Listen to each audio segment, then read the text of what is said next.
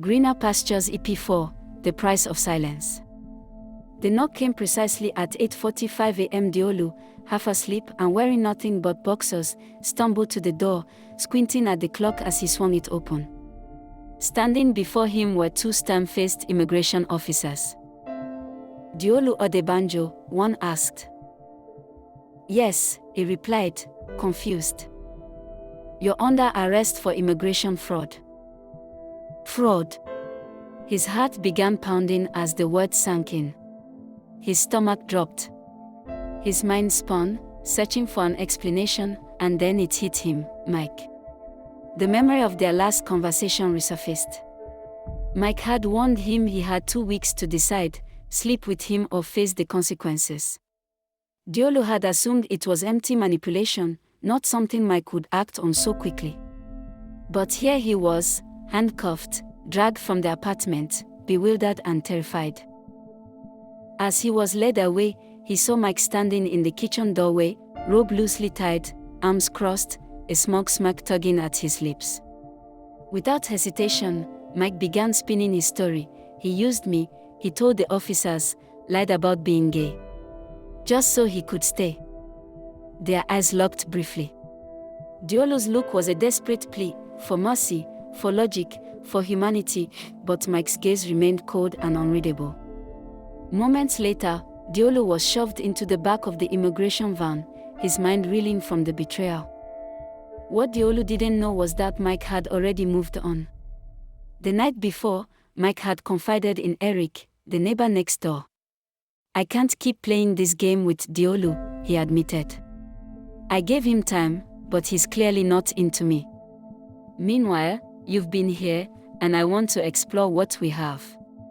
Eric had listened quietly, arms crossed, hesitant. "You really think this is a good idea?" he asked. But Mike had shrugged, resolute. "I've made up my mind. By this time tomorrow, he'll be in prison." Even as he whispered these words to Eric, Mike had already tipped off immigration. He claimed Deolu had manipulated him, lied for the sake of permanent residency, painted himself as the wronged, heartbroken victim. In truth, Mike wanted Deolu gone. Partly because of rejection, partly because he feared their arrangement would be exposed now that Deolu was seeing Stacy, but mostly because Mike couldn't bear the loss of control. For 2 long months, Deolu vanished. No one knew where he was. Not his friends, Toby, Phyllis, Akira, Stacy, not even his family in Nigeria. There were no phone calls, no visits, no explanations. Locked away in a cold, windowless detention center, Deolu lived with nothing but regret and a growing awareness of how swiftly his life had unraveled. Meanwhile, Mike played his part as the grieving partner perfectly. "I thought he loved me," he would say to anyone who asked, a heavy sadness in his voice. "Turns out, I was just a passport to him." Back in Nigeria, Deolu's mother grew increasingly anxious. She called every number she could, sent message after unanswered message, prayed late into the night and fasted during the day. "He's all I have," she whispered into her prayers. "God, please keep him safe." Bidemi, a friend of Deolu's who lived in another Canadian city, tried to console her. "Mommy, I check on him after exams," he promised gently. "Maybe he's just busy with work and school." But she wasn't convinced. "What kind of year school makes a child disappear for 2 months?" she asked bitterly. At the same time, Stacy's worry was turning into panic. Her texts went unanswered, her calls unreturned. No one at school or the bar had seen Deolu in weeks.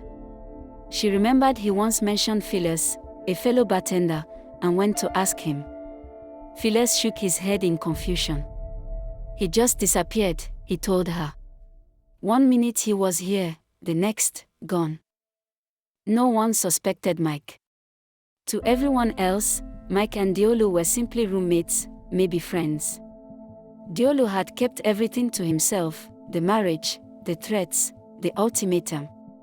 His silence had hidden the truth from all of them, and it was that silence that had trapped him. Sitting behind metal bars in that cold detention cell, Deolu began to understand the true cost of trusting the wrong person and the danger of thinking he could outsmart someone who had nothing to lose. And as he lay awake night after night, a quiet resolve took root: if he ever got out, he would no longer play along. If he ever got out, trouble would come calling.